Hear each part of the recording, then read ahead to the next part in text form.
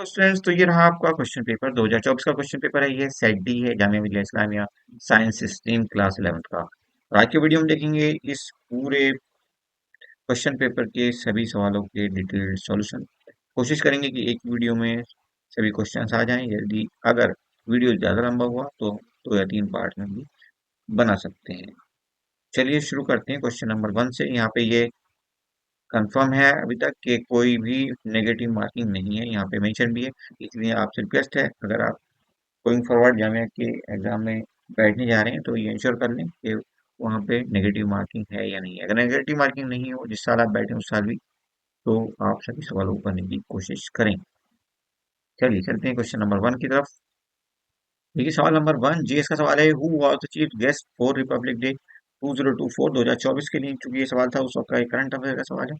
तो यहाँ पे आपका आंसर है इमोल मैक्रोन, जो कि फ्रेंच प्रेसिडेंट रहे हैं। और ऑप्शन कौन सा करेक्ट हो जाएगा आपका यहाँ पे? ऑप्शन बी करेक्ट हो जाएगा। ओके। अगर आप बात करें 2025 के लिए, तो 2025 के लिए ये हैं हमारे चीफ गेस्ट रहे हैं कौन?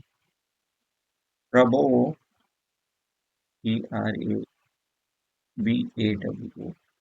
प्रेबोवो सुबियांतो, SUBIANTO। और ये कौन है? Indonesian president, Indonesian president, Indonesia के प्रेसिडेंट रहे हैं ये, जो कि 2025 में हमारे चीफ गेस्ट बने थे रिपब्लिक डे के मौके पर। देखिए नेक्स्ट सवाल क्या कहता है। तो वाइस प्रेसिडेंट, वाइस लिख दिया यहाँ पे, भी गलती कर दी क्या? हम यहाँ भी बस यार, president is the x official chairman of the, किस चीज के एक्स ऑफिशियल चेयरमैन होते हैं? वाइस प्रेसिडेंट हमारे। तो वाइस प्रेसिडेंट VIC होना चाहिए, ये ध्यान रखना। तो ये होते हैं राज्यसभा के एक्स ऑफिशियल चेयरमैन, ठीक है जी।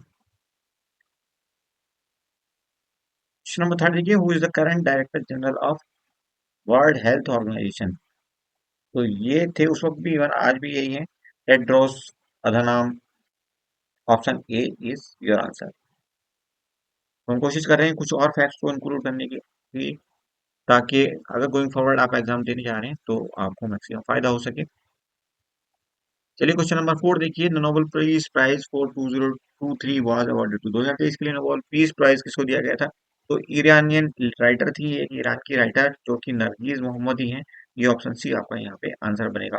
अगर आप बात करें 2024 के लिए ये प्राइज किसको दिया गया है, तो ये जापान की एक ऑर्गेनाइजेशन, एक संस्था थी जापान की, जिनको दिया गया है, और इनका नाम था निहान हिडानक्यो, निहान हिडानक्यो, निहान हिडानक्यो। ठीक है जी, कब के लिए है? 2024 के लिए पीस प्राइज के लिए, नोबेल पीस प्राइज। कितने क्षेत्र में दिया जाता है नोबेल प्राइज? 6 क्षेत्रों में, 6 टाइप के अवार्ड्स होते हैं। क्वेश्चन नंबर 5 कहता है, एकेडमी अवार्ड जिनको हम ऑस्कर अवार्ड भी कहते हैं, वो किस फील्ड में दिए जाते हैं? तो ये दिए जाते हैं फिल्म इंडस्ट्री के लिए। ऑप्शन डी आपका आंसर बनेगा। हिंदी मीडियम वाले बच्चे भी देखते रहें, क्योंकि ये पेपर 3 लैंग्वेज में आता है, और उर्दू वाले भी देखते रहें।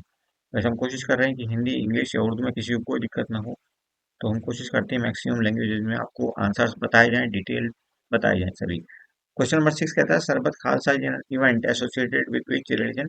तो ये एसोसिएटेड है सिखिज्म से, सिख इसको मनाते हैं।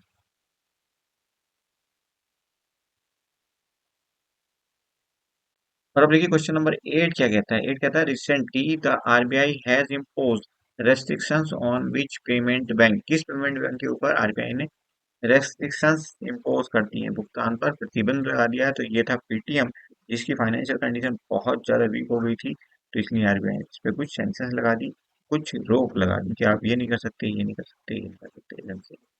ओके। नेक्स्ट देखिए क्वेश्चन नंबर होगा हमारा 9।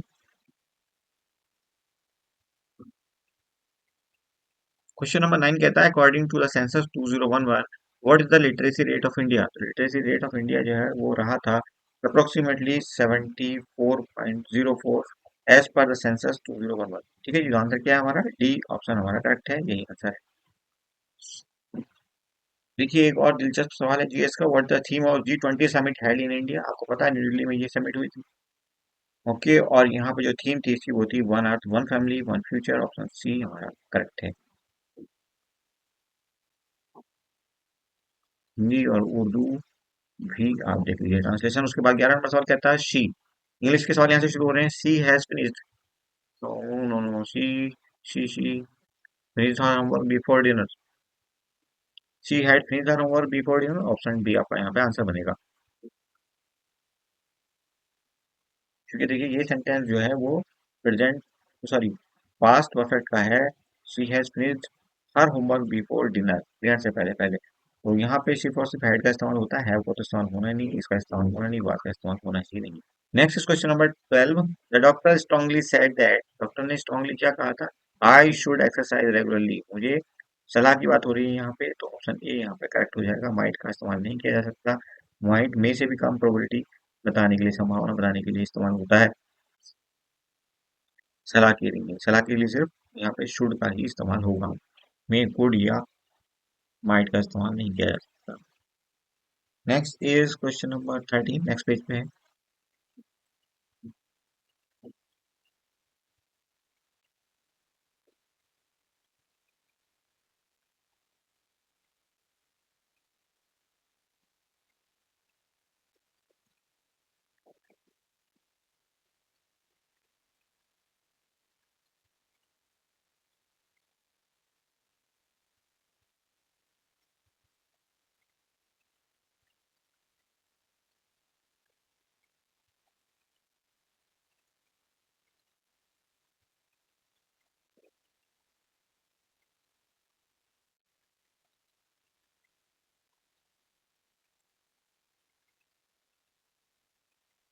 क्वेश्चन नंबर 13 देखिए, each of the following, each of the girls. तो ईच यहाँ पे ये कैसा सब्जेक्ट होगा? ये सिंगुलर होगा तो यहाँ इसके साथ आएगा has. Each of the girl has an umbrella. Option B is correct.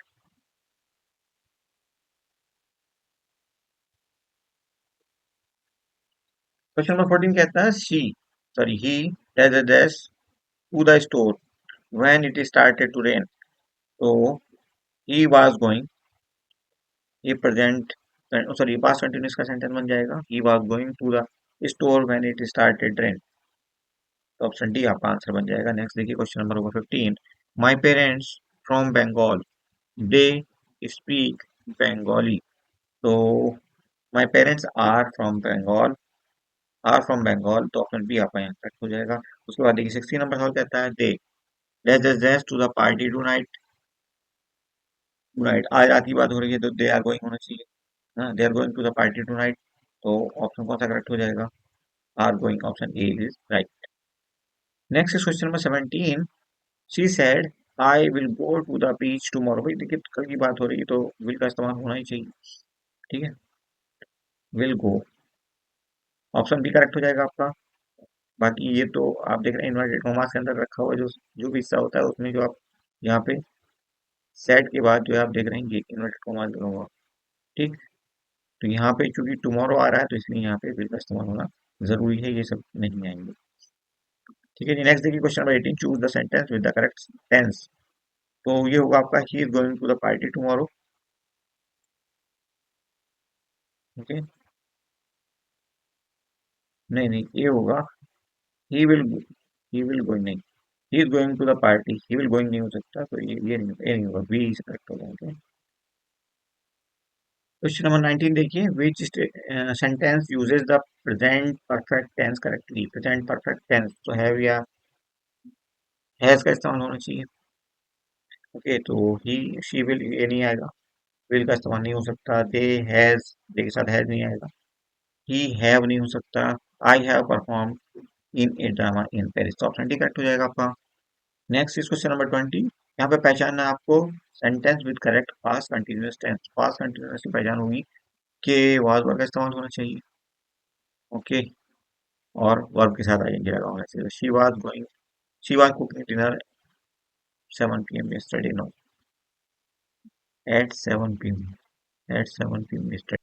यही होगा, वाज यहीं पे आ रहा है और कुक के साथ आईएनजी भी लगा हुआ है। तो ऑप्शन ए ही आपका राइट आंसर हो जाएगा। नेक्स्ट देखिए ये क्या कहता है, यहाँ पे बी ऑप्शन अगर आप देखें सी कुक्ड, ये नहीं हो सकता क्योंकि यहाँ पे वाज वर्ब का इस्तेमाल है ही नहीं। नेक्स्ट सी के साथ इसका इस्तेमाल हो रहा है, ये भी नहीं हो सकता। उसके बाद नेक्स्ट ये सी के साथ हैज का इस्तेमाल हो रहा है, हैज तो प्रेजेंट परफेक्ट में इस्तेमाल होता है। क्वेश्चन नंबर 21 देखिए, choose the sentence with correct future perfect. Future भी है परफेक्ट भी है, तो विल हैव का इस्तेमाल होना चाहिए यहाँ पे। By the time you will have arrived, we will have left. यहाँ पे सी सही होगा, by the time you arrive we will have left. Next देखिए question number 22, choose the correct sentence in the passive voice.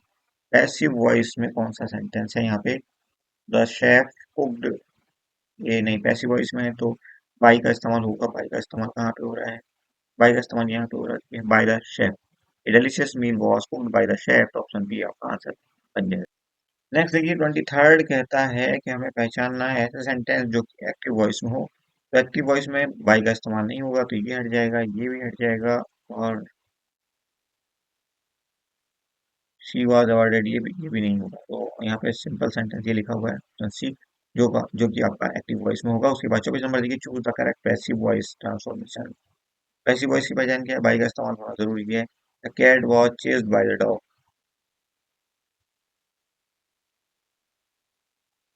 किसके लिए बनाना है, इसके the dog chase the cat, the cat was chase by the dog, तो option A आपका right answer बन। अब देखिए बी क्यों नहीं हो सकता, बी इसलिए नहीं हो सकता, यहाँ पे बीइंग का इस्तेमाल हो गया, जबकि ये क्या है, ये सिंपल प्रेजेंट टेंस दिया हुआ है आपको, तो यहाँ पे वाज या वर का इस्तेमाल तो हो सकता है सब्जेक्ट के साथ, सॉरी ऑब्जेक्ट के साथ। ठीक है, ऑब्जेक्ट को यहाँ पे सब्जेक्ट बना दिया जाएगा क्योंकि पैसिव वॉइस की बात हो रही है। उसके बाद देखिए सी क्यों नहीं हो सकता, वॉज बीन आ गया तो ये भी नहीं हो सकता। ओके, और डी इसलिए नहीं हो सकता क्योंकि यहाँ पे वाज वर का इस्तेमाल नहीं है। Next question number 25, select the appropriate passive voice transformation for the active voice sentence. She is writing a letter, passive voice transformation का पता लगाना है हमें, और हमें जो सेंटेंस दिया है वो एक्टिव वॉइस का है। तो एक्टिव से पैसिव में हम जाएंगे, इज लगा हुआ है यहाँ पे, तो इसका क्या हो जाएगा भाई यहाँ पे, she is writing a letter, writing ये लगा हुआ है मतलब प्रेजेंट इंडेफिनिट का है और प्रेजेंट कंटिन्यूअस का टेंस है, तो इसमें क्या लग जाएगा, इसमें देखिए इसके साथ बीइंग का इस्तेमाल हो जाएगा, और ये लेटर से स्टार्ट होगा क्योंकि ये इसका ऑब्जेक्ट है, ऑब्जेक्ट को हम सब्जेक्ट बना देंगे, तो ये letter is being written by her, option B आपका आंसर बन जाएगा। नेक्स्ट देखिए question number 26, choose the correct active voice transformation. Active voice का पता लगाना है, ये पैसिव वॉइस हमें दी है, तो the cake was baked by the Mary, तो मैरी क्या है यहाँ पे सब्जेक्ट बन जाना चाहिए, तो मैरी वॉज का इस्तेमाल हो रहा है यहाँ पे, तो प्रेजेंट इंडेफिनिट का या सिंपल प्रेजेंट का टेंस है ये। ओके, तो मैरी बेक्ड ए केक, तो ऑप्शन बी करेक्ट हो जाएगा। कौन सा, ऑप्शन बी। नहीं नहीं, बहुत चालाकी से काम लिया देखिए, यहाँ पे इसने कंफ्यूज करने की कोशिश की है, और यहाँ पे द केक होना चाहिए, तो मेरी बेक द केक, तो ऑप्शन कौन सा करेक्ट हो जाएगा, डी, डी फॉर दिल्ली। ठीक है, क्वेश्चन नंबर 27 देखिए, select the appropriate active voice transformation. तो हमें ये सेंटेंस दिया हुआ है जो कि यहाँ पे भाई बता रहा है कि ये पैसिव वॉइस में दिया हुआ है, तो इसका एक्टिव वॉइस क्या होगा, द ऑफिसर, इसको आप बना दो subject, the officer will submit the report tomorrow, तो ऑप्शन ए आंसर बन जाएगा, ऑप्शन ए। ओके, बाकी तीनों सेंटेंसेस में जो है दो द रिपोर्ट को यहाँ पे इन्होंने सब्जेक्ट बना दिया, जो कि गलत है। द रिपोर्ट तो ऑलरेडी सब्जेक्ट है। यहाँ पे देखिए 28 नंबर कहता है, आइडेंटिफाई द नाउन क्लॉज, तो नाउन क्लॉज कौन सा होगा, किसमें है noun, that she will win, तो ऑप्शन बी आपका आंसर बन जाएगा, कौन सा, B for Bombay,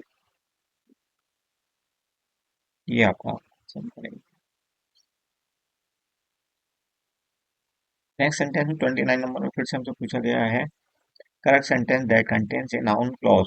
noun clause कौन सी है, तो यहाँ पे आप देखेंगे what she said made him happy, option B आपका आंसर बन जाएगा।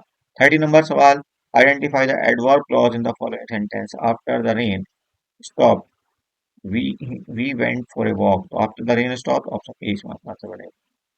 नेक्स्ट इज क्वेश्चन नंबर 31, यहाँ पे पता लगाना है हमने correct sentence that contains an adverb clause, और एडवर्ब क्लॉज जिसमें हो वो सेंटेंस कौन सा होगा?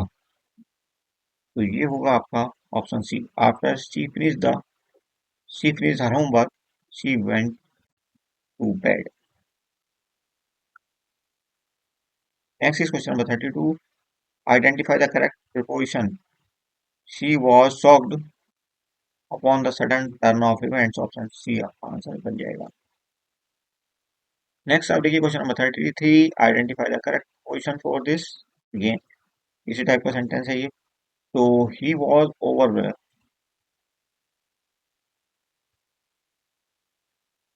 With the joy, with joy होना चाहिए यहाँ पे, तो ऑप्शन डी आपका आंसर हो जाएगा, विद जॉय आता है, ठीक है। तो प्रपोजिशन का यूज भी आपको अच्छे से आना चाहिए। ग्रामर में कई सवाल इससे आ जाते हैं, 2-3 तक सवाल आ जाते हैं। 36 नंबर सवाल देखिए। सारा सेड सारदा ने कहा I am going to visit my grandparents next week, how would you report Sara statement, Sara के स्टेटमेंट को आप कैसे रिपोर्ट करने वाले हो?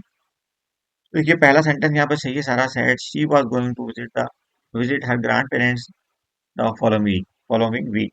नेक्स्ट वीक को क्या बना देंगे हम? फॉलोइंग वीक बना देंगे। फॉलोइंग वीक हालांकि यहाँ पे नहीं है तो ये तो वैसे कैंसिल हो जाएगा, ओके। अब 3 सेंटेंस बचते हैं। तो देखिए सारा सेड शी वुड आएगा नहीं, विल के बाद वुड आता। अगर यहाँ वुड होता, विल होता तो हमें वुड लगा, सही रहता, ओके। और वेंट का भी कोई मतलब है नहीं, ठीक है, क्योंकि टुमारो की वो सॉरी फ्यूचर के लिए हो रही है बात, नेक्स्ट वीकेंड के लिए बात हो रही है, तो ये वेंट आएगा नहीं, इसका मतलब ये भी सेंटेंस अपना आप खत्म हो गया। ये तो पहले खत्म हो गया था सभी। उसके बाद हैड का इस्तेमाल हो गया, होना नहीं चाहिए।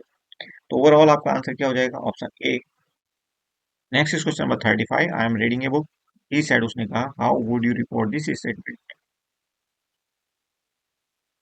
इस नंबर सवाल में आपका आंसर बनेगा, he said that he was reading a book, option C. Yes, option C आपका आंसर।